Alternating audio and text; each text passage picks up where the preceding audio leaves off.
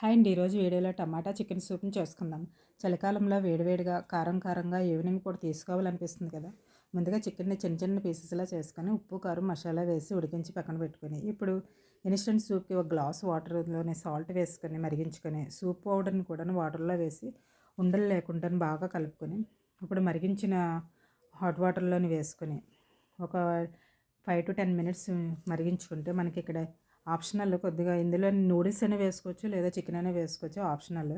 నేనైతే చికెన్ వేసుకున్నాను. ఫైనల్గా పెప్పర్ చల్లుకొని, అప్పుడప్పుడు జలుబు దగ్గు గొంతు బాగోలేనప్పుడు, ఇలా వెదర్ కూల్గా ఉన్నప్పుడు హాట్గా ఘాటుగా తీసుకుంటే మనకి నోటికి రుచిగా అనిపిస్తుంది. ఇలా మనం ఇంట్లోనే మిగిలిన కూరగాయలతో కూడా మనం ఇంట్లోనే చేసుకోవచ్చు సూప్ని. కూరగాయలకైనా ఆకుకూరలకైనా మిగిలిపోతాయి కదా, అవి వాటితో కూడా సూపులు చేసుకోవచ్చు.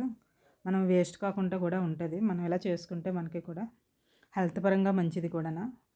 మన ఇంట్లోని మిగిలిపోయిన కూరగాయలతో సూప్ చేసుకున్నప్పుడు వేస్ట్ వస్తుంది కదా, ఆ వేస్ట్ని కూడా మనం కంపోస్ట్గా కూడా ఉపయోగించుకోవచ్చు మొక్కలకి. నేనైతే ఇలా ప్రిపేర్ చేశాను. Do like, share, comment and subscribe చేయండి. Thank you.